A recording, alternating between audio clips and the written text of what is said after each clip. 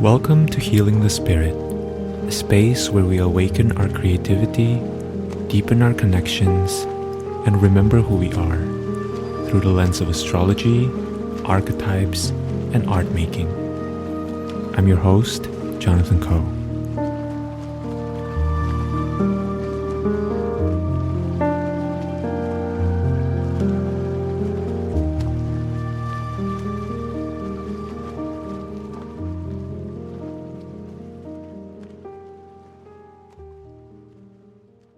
Hello, everyone. Welcome to Healing the Spirit, and welcome to July. In this episode, I'll be sharing some contemplative guidance to assist us throughout the month of July. My intention is to provide context so you can move with clarity in your path of devotion. This month, the astrology is very interesting, and I want to do a deep dive on the astrology because to me, this is how astrology can help us as creative mystics, which is astrology tells us where to look. Astrology tells us where we can direct our attention to, especially when a lot of change is happening. And the greater intelligence behind this is in studying these patterns, we get to honor the flow of energy that's available to us. Looking at the astrology and studying it, contemplating it, helps us discern where there's a lot of energy for moving ahead, where we need to pause and reflect or be discerning before we take the next steps, and also where we're being asked to sit in the waiting room, where we're being asked to be patient until the next piece of information comes through. In a way, astrology is like the traffic light, right? It shows us green, yellow, or red. So I'll be walking us through the entire lineup astrologically this month because I find it really interesting and it kind of tells a really potent linear story. But first, I want to zoom out and talk about the main theme, the big overall picture for us to chew on this month. So the theme is the past is the bridge to the future. And here are some of the most relevant questions to contemplate for the month. What skills and wisdom did I learn from my past that I can bring to situation that's unfolding right in front of me? In which areas of my life am I invited to upgrade or update the skills I learned in the past to meet the challenges and the opportunities of my current life? Are there any human or non-human connections that I'm being asked to update and fortify? And which ones am I asked to sever or to put aside for now? And finally, are there any pursuits or pathways or experiments that I engage with in the past that feel exciting to revive and revisit? I will be putting these questions in the show notes, so don't feel like you have to write everything out. You can go back to these questions and reflect on them, maybe as journaling prompts or to pull some tarot cards around it. And as you can see, broadly speaking, the theme here is around updating the past, polishing the past, coming into present time relationship with things, relationships, skills, situations that we've moved through in the past in order to prepare ourselves for the future.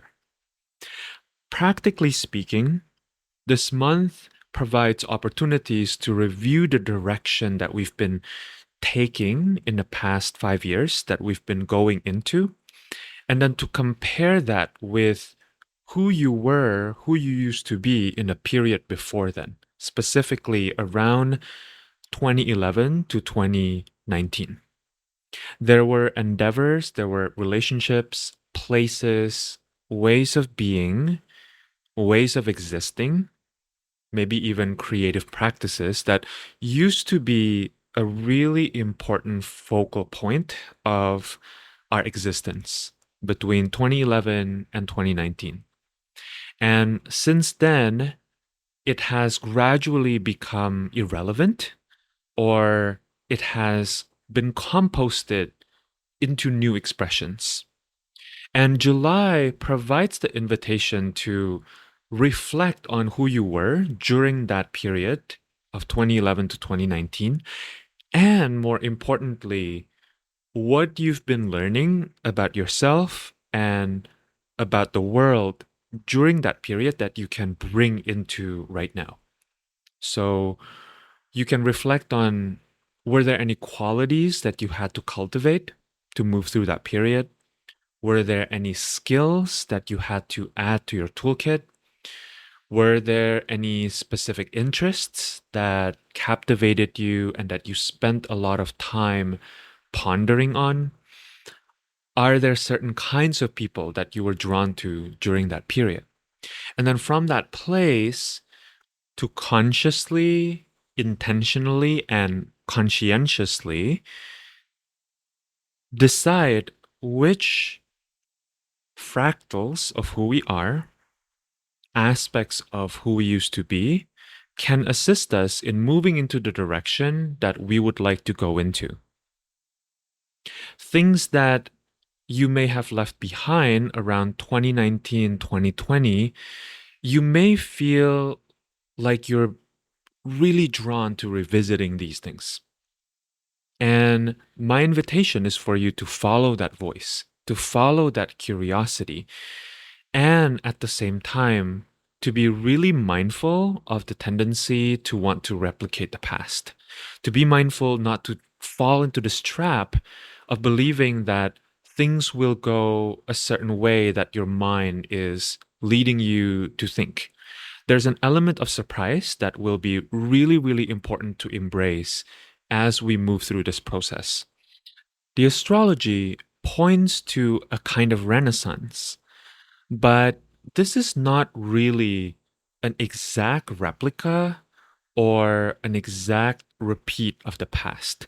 This is more of a recycling, in a sense that, or upcycling maybe is a better analogy for this, in a sense that you're being asked to take elements of who you used to be, what you were really good at, into the now. And let's work with an example here. If you were working with a specific creative or artistic guidance to help you create a body of work, right? A specific set of inspiration, a specific tool during that 2011 to 2019 period, I encourage you to revisit that and to reestablish your connection with this source of inspiration. And to also ultimately bring a sense of neutrality and embodied wisdom that the break has granted you, because you've kind of left that timeline, right? And that space that you have received will allow you to see that previous period with a lot more clarity. And from that place of clarity, you can witness and become more intimate with certain parts of your essence that was really important in that period that maybe you weren't fully aware of when it was happening, or that you've forgotten since then. Who did you have to be in order to give birth into that specific body of work? What archetype did you step into? What were some of the mindsets or the perspectives that you relied on? And can you bring some of that back so that you can move into the next chapter of your creative evolution? And the same goes if what comes to mind is a relationship. or a job or maybe even a place you used to live in, to kind of revisit that period with curiosity without getting stuck in the usual mental game of I like this period or I didn't like this period. Because looking back to the past is only really useful if we are able to ground ourselves and our energies fully in the present moment. Otherwise, it's just a rehashing, right? And this is something that can be quite detrimental because it can invite a kind of drowning in nostalgia or this getting stuck in unprocessed emotions about this period. But if you give yourself permission to build a bridge, to build connections with the wisdom of this past version of yourself, there's so much to be gained here. It's more about seeing how far you've come, honoring the journey that you've moved through, and to more consciously identify what you've learned from that period. So, here are some potential obstacles that may be present for you at the start of the month. The first kind of obstacle is that you're coming into this awareness that the things that you've been doing for the past 5 years are no longer working for you. In other words, you're being asked to, perhaps forcefully, due to circumstances, you're being asked to update the contract you have with your identity, with the people around you, maybe even with your creative projects. My sense is that some of this also has to do with timing and rhythm. More specifically, you might find that the pace that has been working for you in the past 5 years, the pace that used to feel grounding, the pace that used to feel intentional, is now way too slow and it holds you back. If this is your experience, remember that you get to experiment a little bit here, right? The root of the issue is that you're using an old identity in order to interact with an issue that is present in your now reality. I'm going to give you an example from my experience as a classically trained musician. Whenever I go back to pieces of music that I learned maybe 5 to 10 years ago, there are all these habits that my muscles remember. There are all these coping mechanisms, for lack of a better term, of how I used to play this piece that was working back then. But because I've been upgrading my skills and my awareness, my perspective as a musician, these habits often feel really weird and not in a good way. It feels like trying to wear a shirt that you bought like 6 years ago when you were still in a very different period, right? So often what I need to do is to deconstruct that piece and to relearn how to play in the perspective of right now. Instead of using all the tools that I learned in the past and trying to recreate the past, it's more about asking myself, how would I play this piece right now? How would I sing the song right now? And it's it's this tricky thing that we have to do in our minds because it has to do with updating our perception of something that's in front of us, right? And also updating our perception of ourselves. That something that used to work so well is now we're asked to unravel that because they're now holding us back. So, something to consider here if you are in this place related to what I was saying earlier about the pacing. Before you jump ship and try something completely new, try playing with the pacing first. You might find that it's not necessarily about shifting your whole game 180 degrees, but it's more about trying to do this a little faster or trying to do this a little slower, right? So, what happens if you just change the pace? Because if you change the pace, you might have a very different experience. Your mind might not accept this, but your body will have a completely different experience. Also, remember that change happens when the cost of staying the same is greater than the cost of transforming and transmuting. And usually, change happens on a cellular level, change happens on an unconscious level. And so, if your mind is telling you you need to change, but your body is not yet there, I want you to give yourself permission to be graceful, to be compassionate with yourself, and to treat it as a game. Play with it a little bit. Treat this as an experiment rather than a goal that you need to accomplish. The second obstacle that you might be experiencing at the start of the month is having deeper awareness, having greater clarity about the next chapter.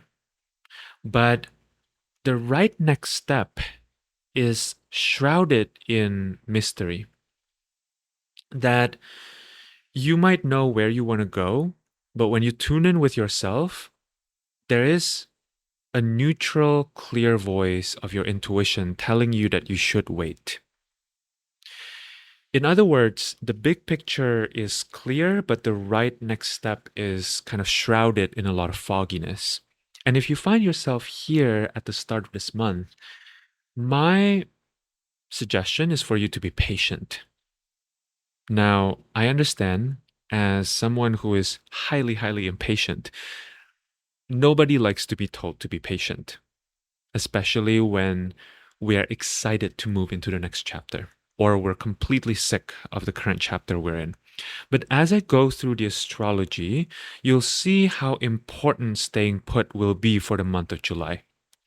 Finally, I'll say, remember that what is meant for you, what is truly, truly meant for you, is not really going anywhere. That being said, opportunities do come and go. Situations do fluctuate. Relationships change shape.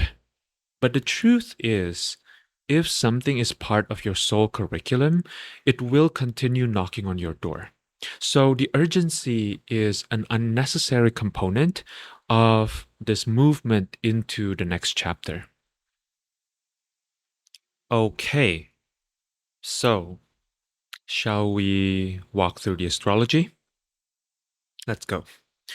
This month, as I mentioned earlier, what I really like about July 2025 is there's kind of a story, which is why I wanted to walk you through the entirety of the astrology of the month, because there is kind of this linear unfolding. And I have a sense, I feel like walking you through the story is going to give you an even more grounded and precise sense of what is being asked of us. So, the first aspect is Venus conjoining Uranus in Taurus on July 4th. And then promptly after that, Venus moves into Gemini. To me, this feels like such a sweet goodbye kiss from Venus to Uranus before they both move into Gemini.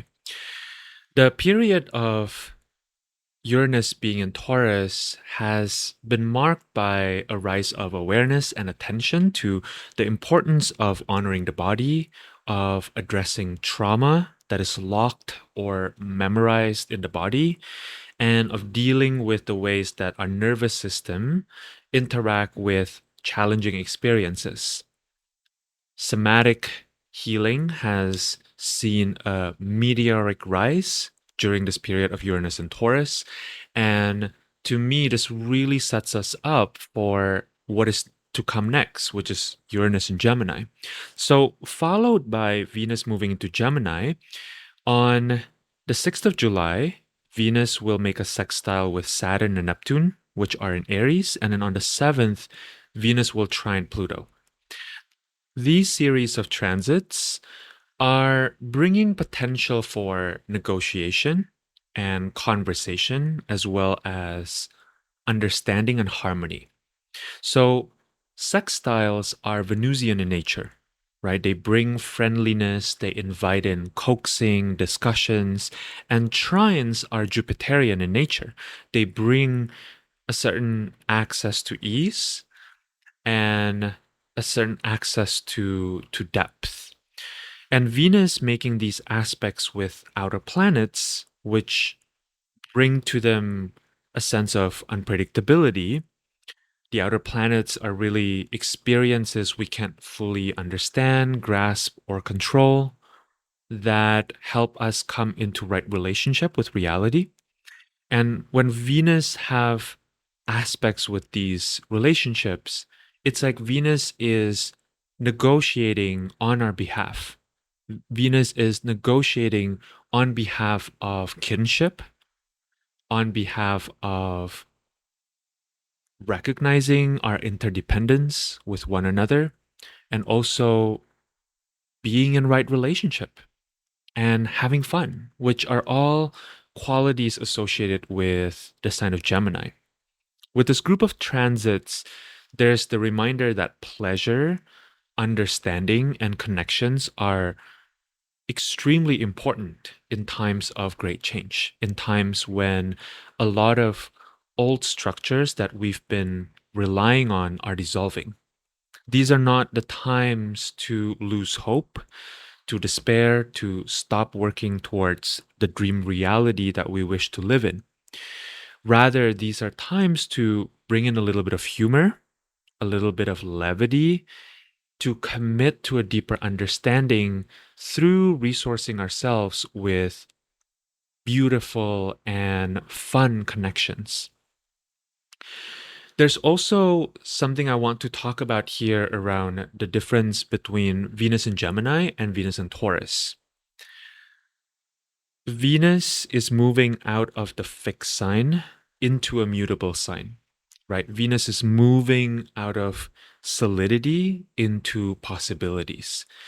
Venus is moving out of their domicile placement, their home sign, into a more neutral place. And when Venus enters Gemini, Venus will be ruled by Mercury in Leo, which later in the month will be retrograde.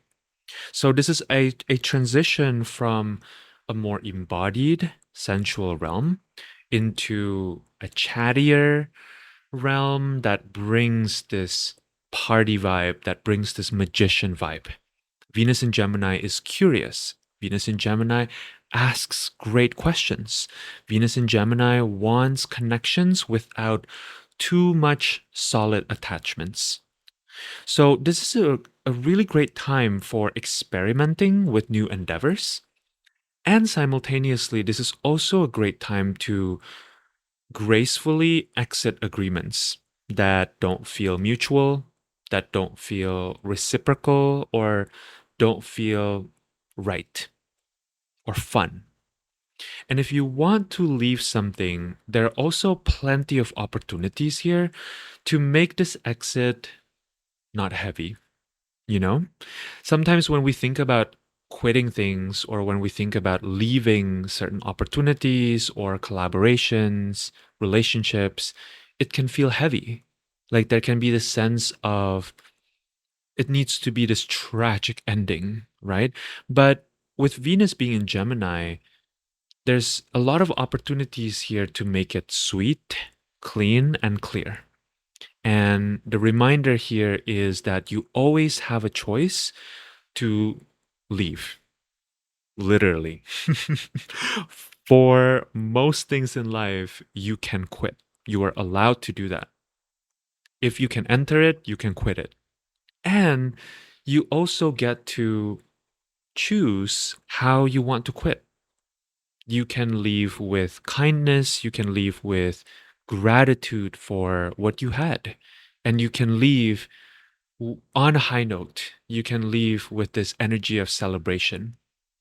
So, overall, the start of the month, which to me, the start of the month is always very important, the astrology points to the importance of clarifying your values because all of these are Venusian transits, right? And Venus relates to values. So it points to the importance of clarifying what are your values amidst the potential of rubbing against larger forces that are unexpected and uncontrollable. So, a question you might want to ask yourself is, what are you committed to no matter what? Are you committed to your own spiritual growth? Are you committed to being of service to other people? Are you committed to honoring creative inspiration as it moves through you? Are you committed to meeting your needs?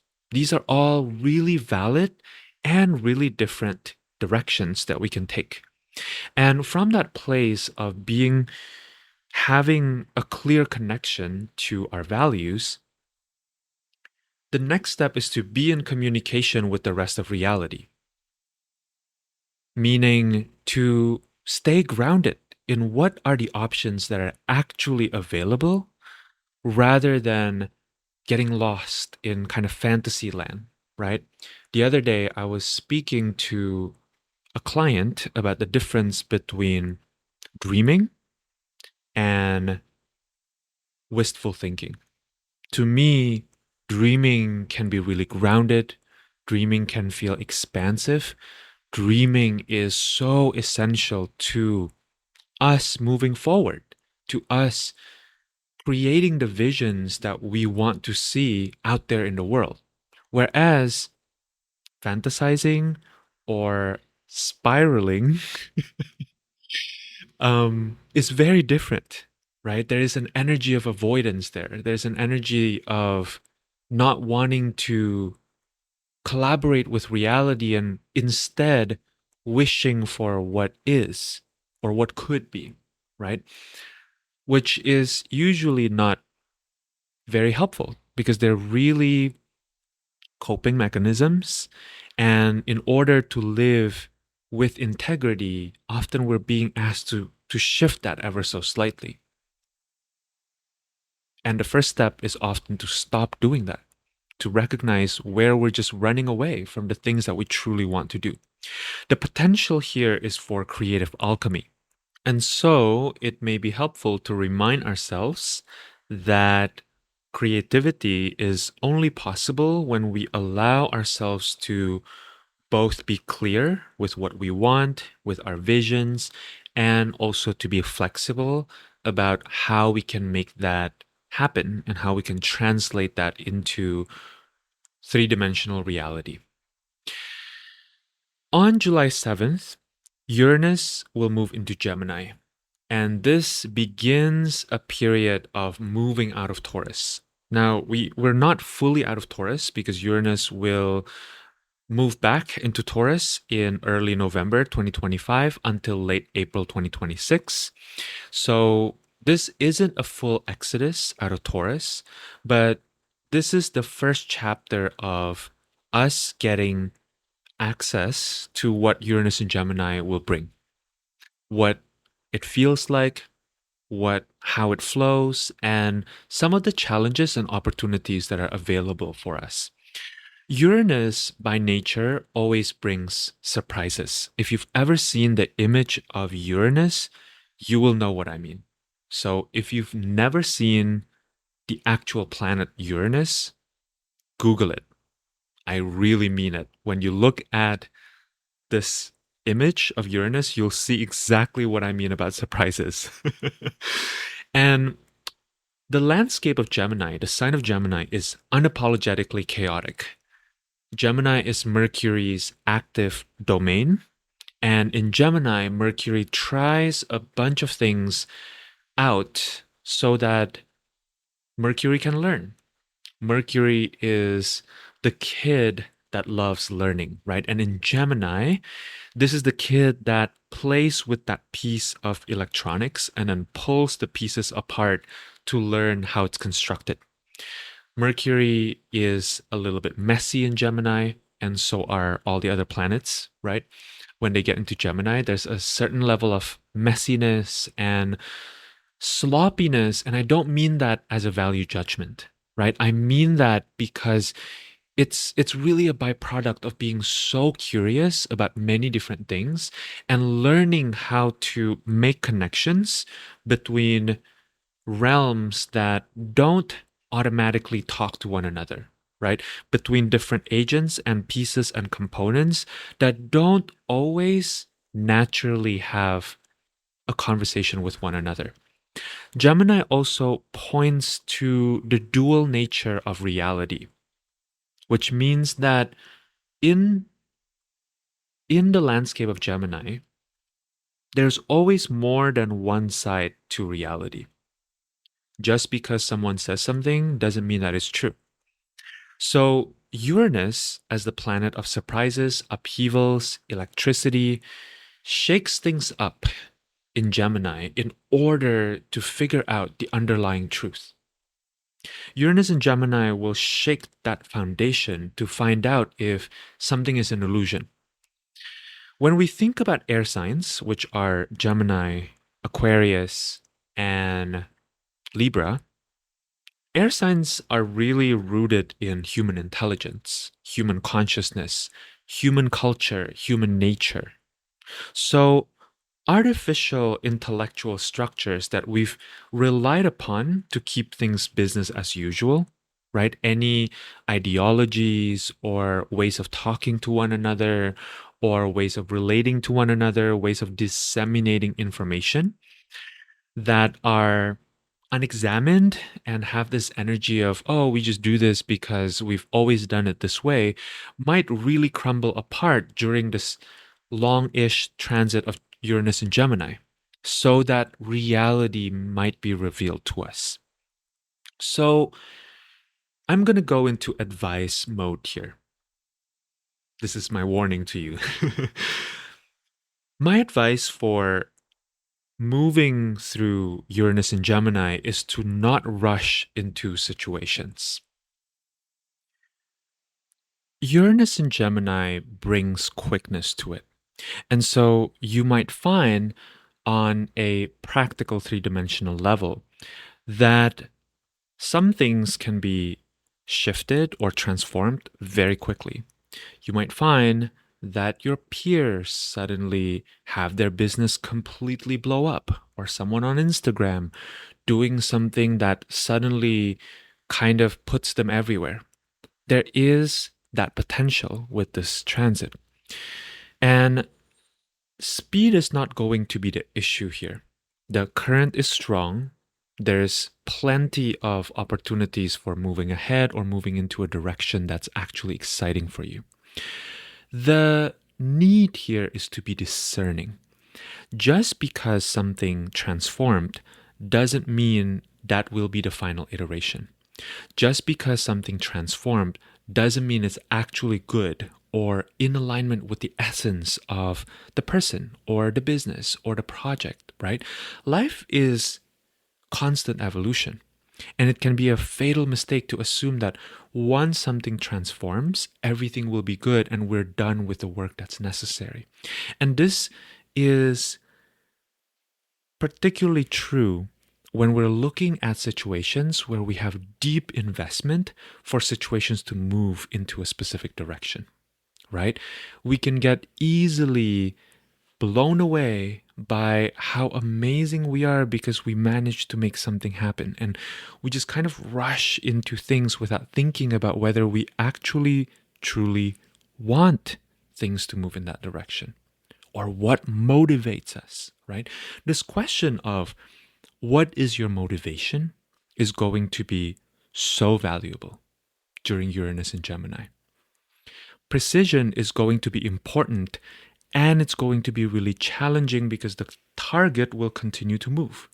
So it's important to let the Uranian process of things shaking up to take its time. There may even be a few different iterations of this transformation.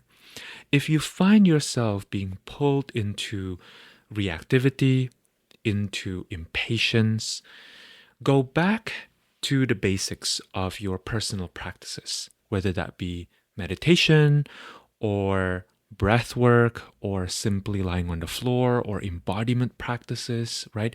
Remember what you learned when Uranus was in Taurus and trust that during that period you've built the skills enough to the extent that you can come back to it over and over again when you are feeling ungrounded. My sense is that many of us will continue to feel like we're running out of time, we're running out of time, we're running out of time. But that's not necessarily going to be an accurate reflection of reality.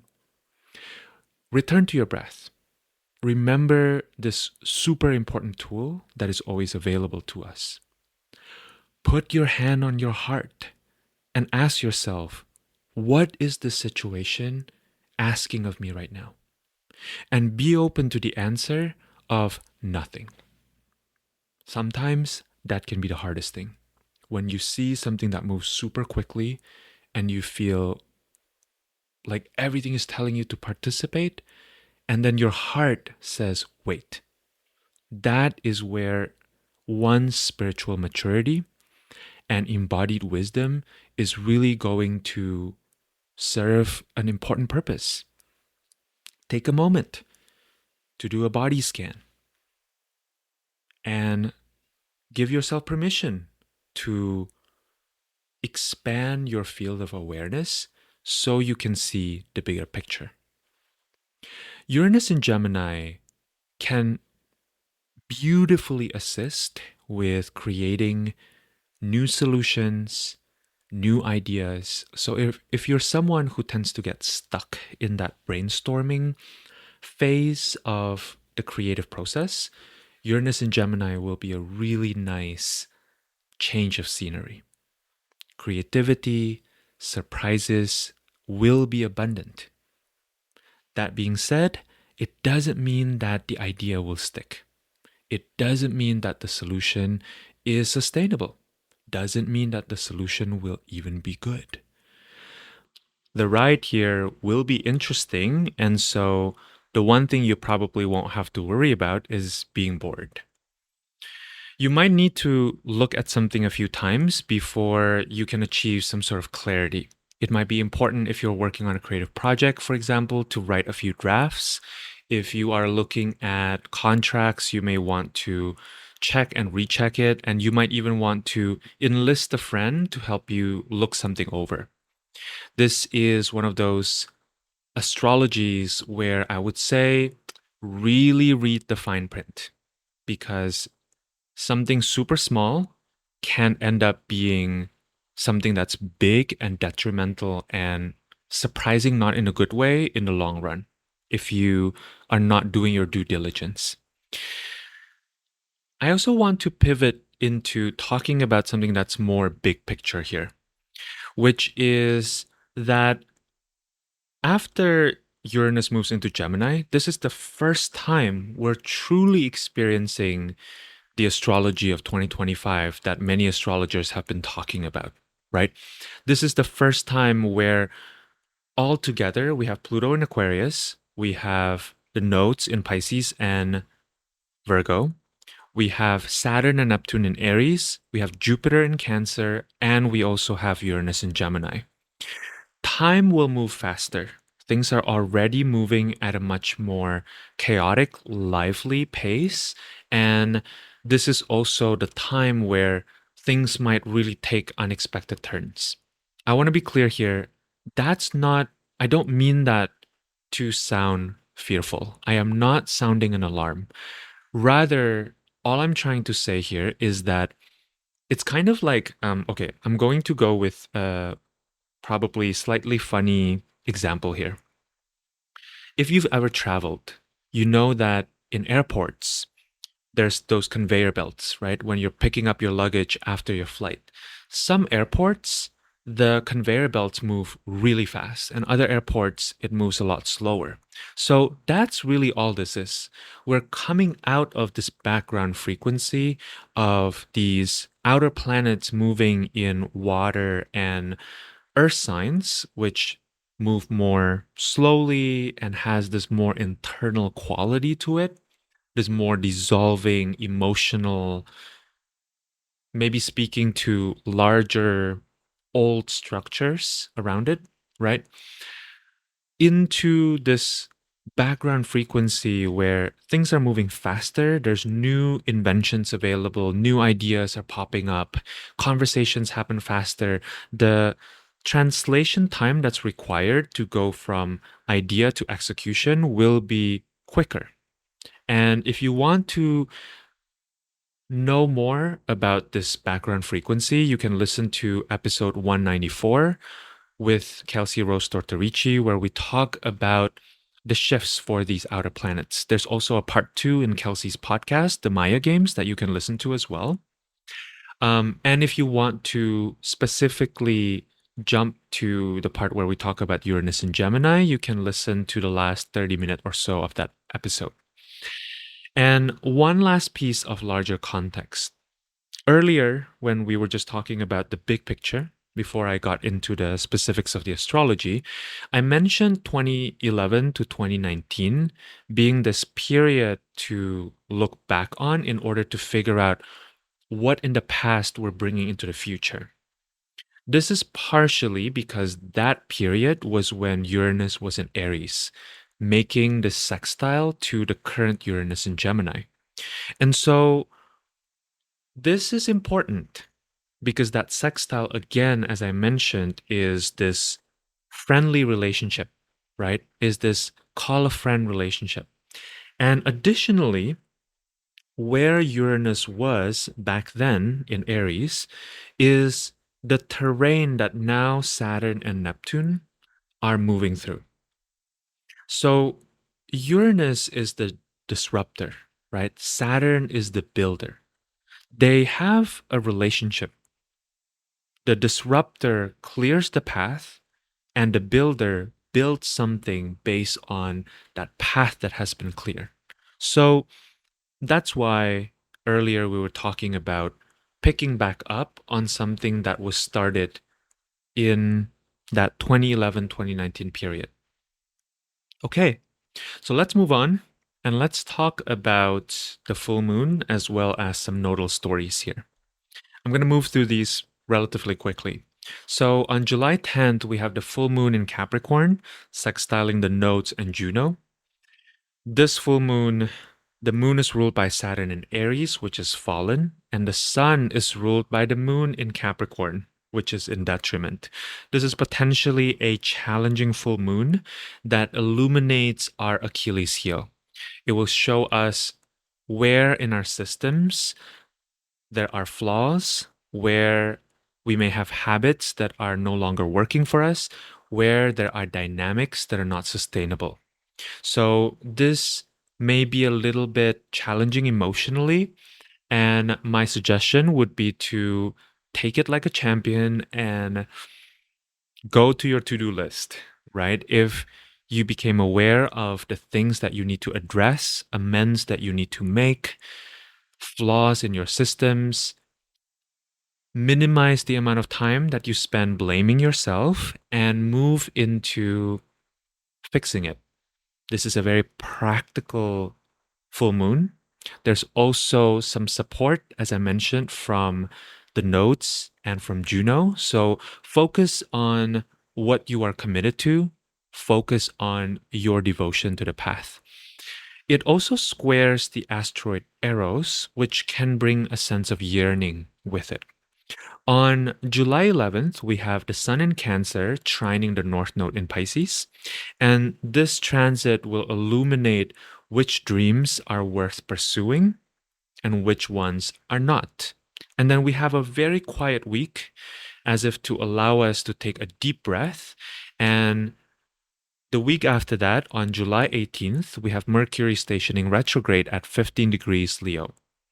Mercury retrogrades are fantastic times to look back, to do some introspection, to mine for wisdom.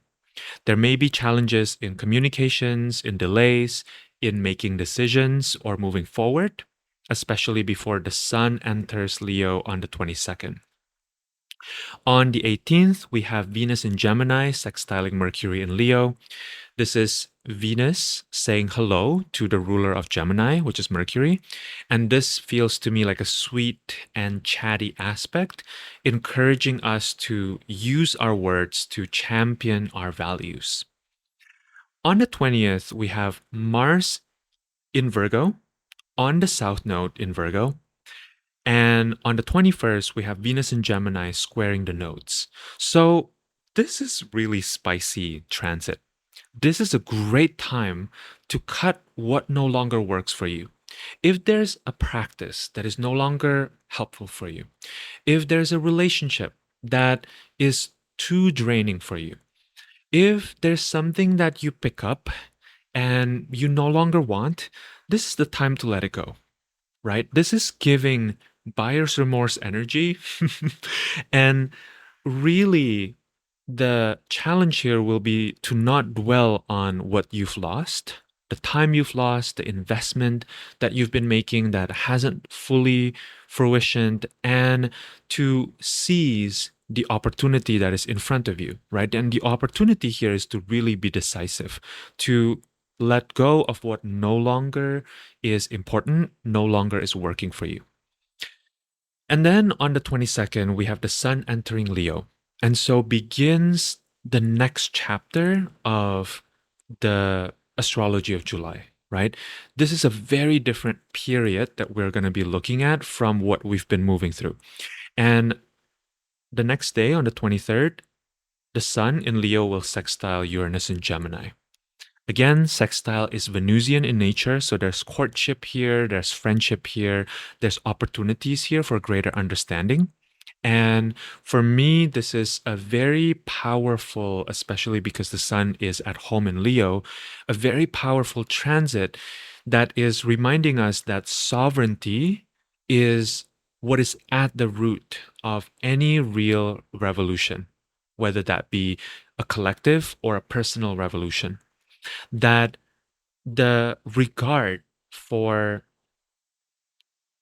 freedom, for the ability to be a free agent of one's own destiny and one's own path, the reality that we are all co creators in this reality is what is at the foundation of this sextile, right? So remember who you are, remember what matters to you. And this transit is all about making sure you let yourself do what feels natural and authentic to you. This isn't about puffing up your chest. This isn't about stepping into forcing yourself to do something that you never really care about. This is about firmly rooting yourself in this is what's important to me. This is what matters to me. This is who I am. On the 23rd, we have Venus in Gemini squaring Mars in Virgo. This square again feels very fun to me, especially on the heels of a few days earlier with Mars in Virgo on the South Node and Venus in Gemini squaring the nodes, right? There's real opportunity here for opening up a new chapter. That there's conversation here about what we're ready to let go of and what becomes available through that willingness to let go of things. And so the challenge here will be to find some balance between precision and novelty, right? There is such a thing as tossing too many things away, and there is such a thing as unnecessarily hoarding. How do we find that balance, right? And then on the 24th, we have the Sun in Leo trining Saturn in Aries and Neptune in Aries. And then also we have the new moon in Leo, which on top of that trine to Saturn and Neptune also sextiles Uranus and opposes Pluto.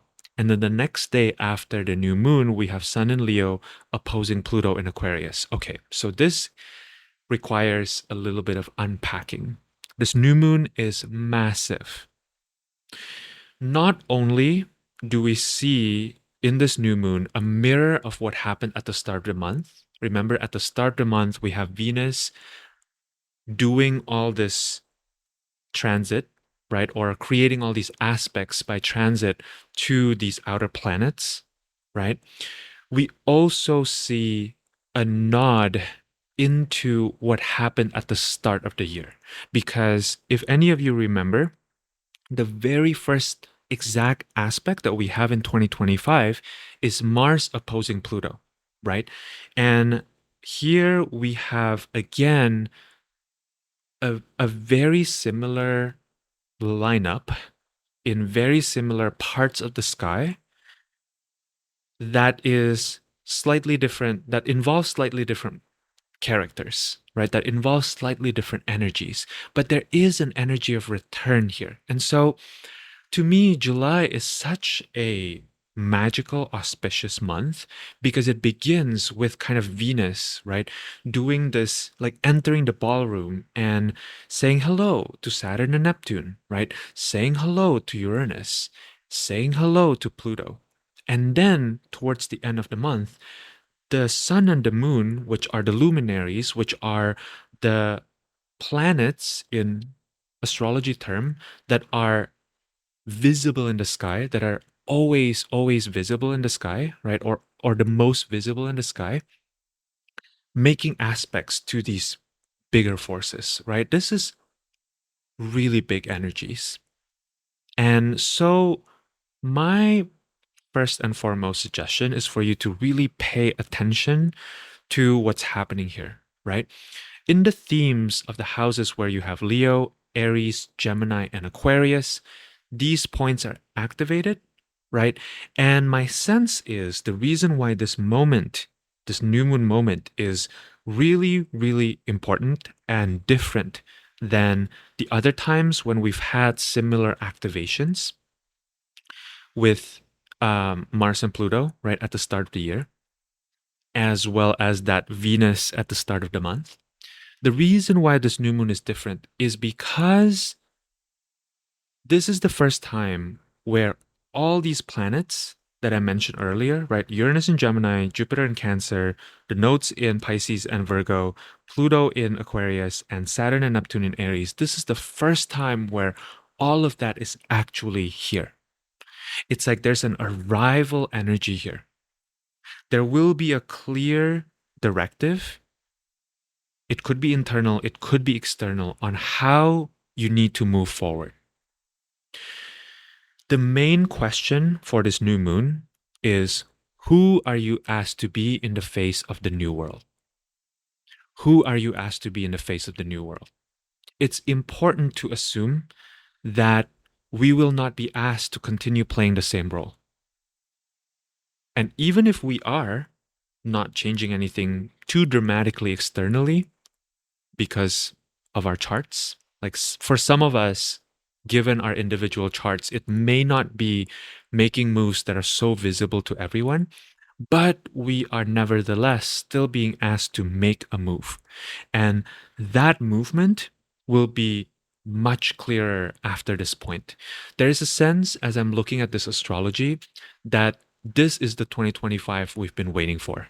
That this is the 2025 we've been worrying about, we've been really nervous about, we've been really enthusiastic about. There is a new energy here, right?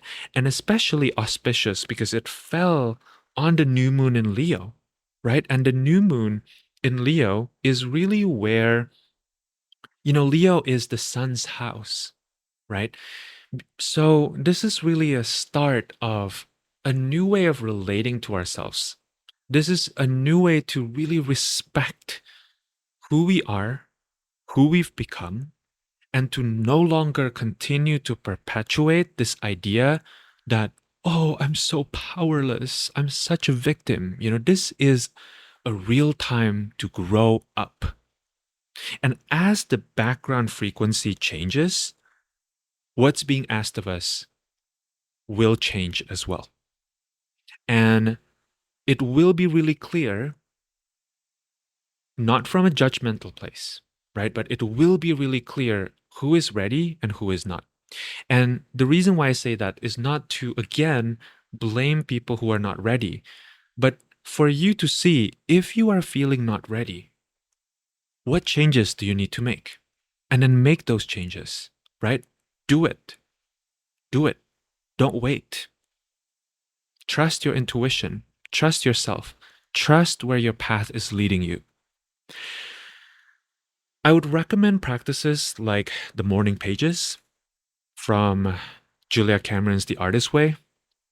There will be an episode where I'll talk about that I'm hoping will come out this month. If you're not familiar with the practice, if you are familiar, this might be a really great time to come back to that practice. The artist dates from The Artist Way is also a really fabulous practice to do, right?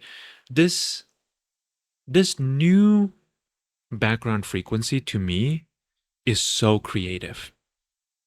There's a lot of energy available for you to pursue what truly, truly matters to you. So if you've been holding yourself back because of all kinds of concerns, right? We all have a laundry list of this, like, oh, what's going to happen to my relationships? What's going to happen to my finances?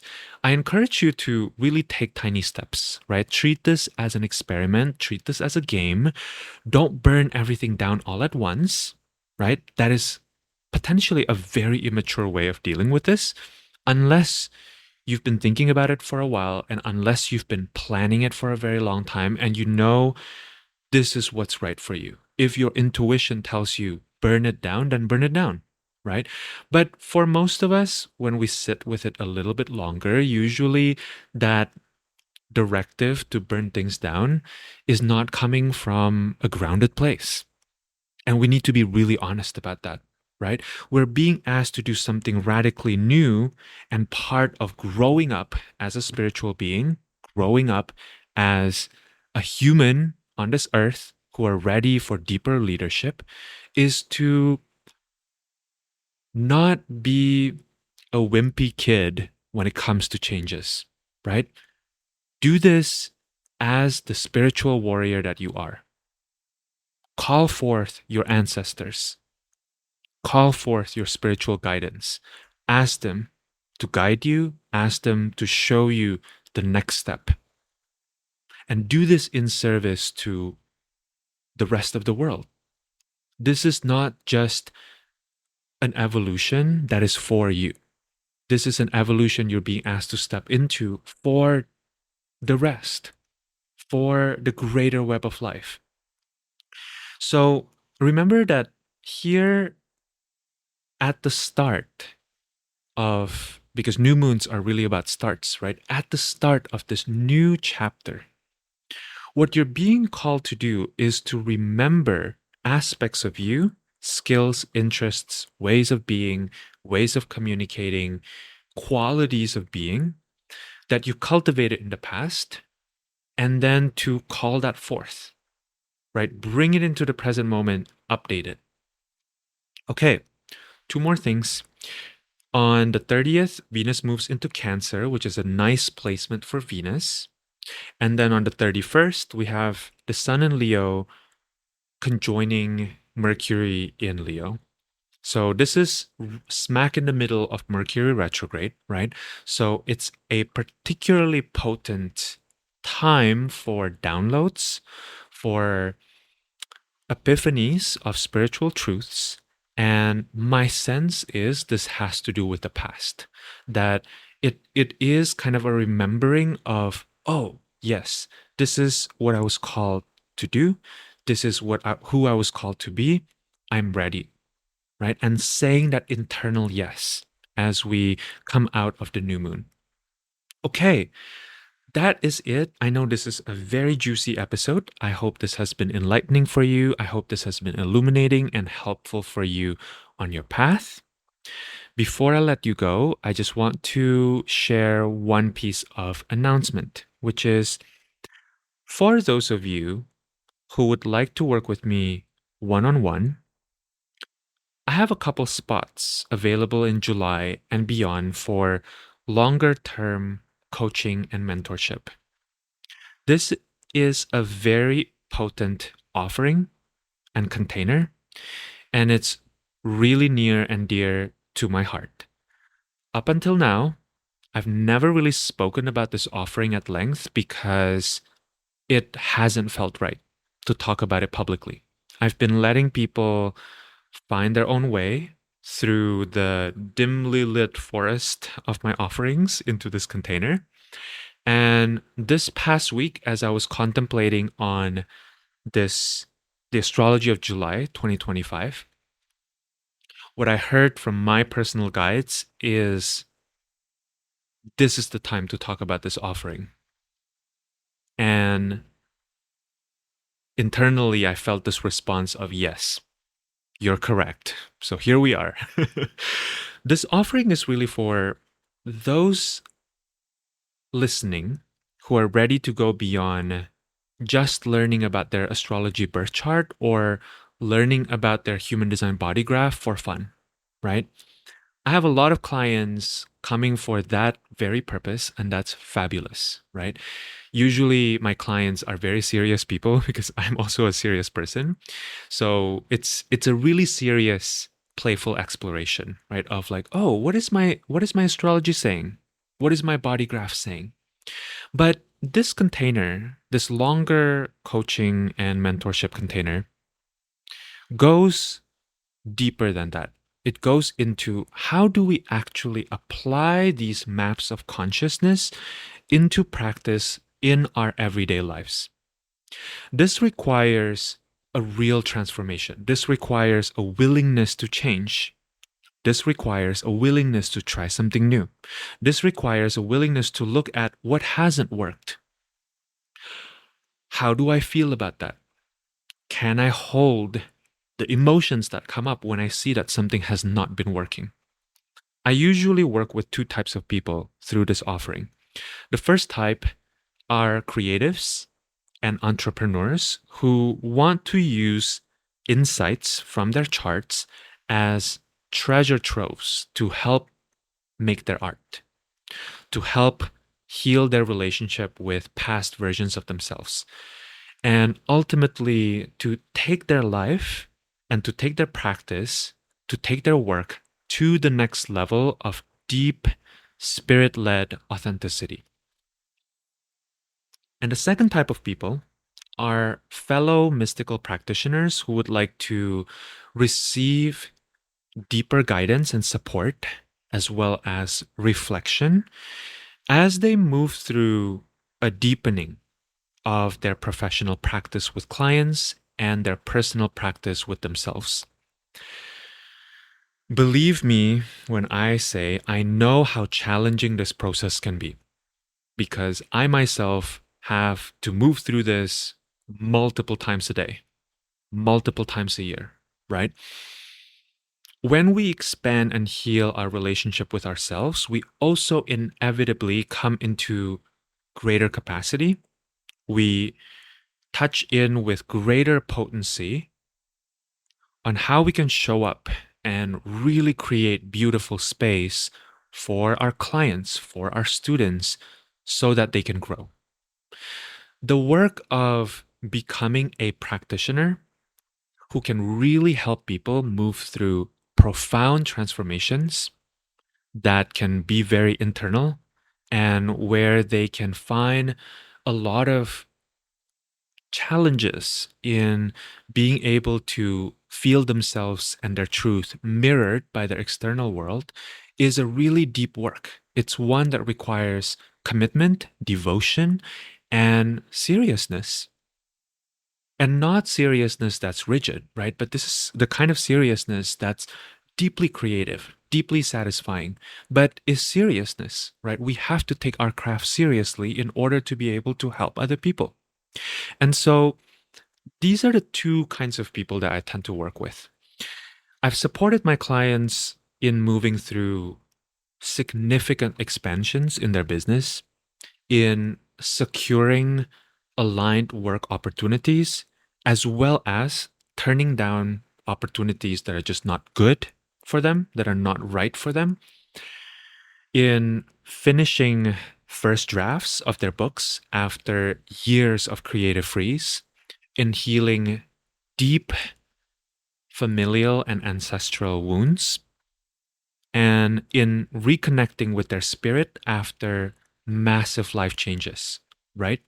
Like physical illness, diagnoses, big career change, So, as you can see, and you can kind of feel into as I'm talking about this, the people who are, for whom this container is correct for, are heavy hitters, right? These are amazing, creative, brilliant, radiant human beings with big spirit, powerful capacity to move things in the external world. And these are people who are creating space for transmutation, for healing, and for transformation.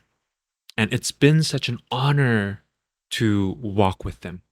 The common denominator that I see in folks that are interested in doing this work throughout the past 4 years that I've been doing it are that these are the people who are doing profound self leadership work. In other words, every single one of them are moving through something they've never moved through before. And there's just no external template for how they can make it through to the other side. This is a turning inward that is really deep and really challenging. It is both a process of ego death and rebirthing a new version of themselves, right? Which, of course, is is a remembering of an ancient part of who they are, right? It seems new on the external, but on a spirit level, this is who they've always been. And my role in this process is to assist them in using astrology and using human design in practicing working with their own energy and sometimes using divination tools to deeply engage with this process, right? Which is really a mystic initiation. That's what it is. It's really a mystic initiation because you're coming into a part of you, the divine part of you that you haven't fully allowed to access in a way that actually expands your life, right? And now you're being called to access that part of you so that the new path can open up. So my role is really to assist them in using these tools with precision, with integrity, and to offer my own deep attunement to where they're at in their spiritual journey at any given moment. It's work that, again, I feel so deeply honored to do. And it's really about assisting my clients in embodying a life and an orientation to approaching life that is led not by their conditioning, not by who everyone else is telling them to be, but rather by their unique spirit so that they can be in service to the greater whole. Okay, so if you are interested, I encourage you to check out the link for the one-on-one coaching and mentoring. And if it sounds like a fit, I encourage you to apply. If you've been listening to the podcast for some time and you've been getting a lot out of it, you've been getting a lot out of how I interact with life, with the mystic path, with astrology, with spirituality, chances are you will benefit from this if the timing feels right to you. And if it's our first time working together, once the application is sent in, we'll schedule a brief call to discuss our path together. And then the first initial round is a 3-month container. We either meet twice or 3 times for 90 minutes each. And in between sessions, you'll also have access to email or voice memo support from me. And after the initial 3 months, most of my clients continue, or some of them engage on a month by month basis. So that's also an option that's available. Okay, that's it from me. I hope July is beautiful and powerful and shifting for you. I'm so grateful for your time, for your presence, and I truly hope that this has been nourishing for you and your soul. I hope you take good care of yourself, and I'm sending you so much love.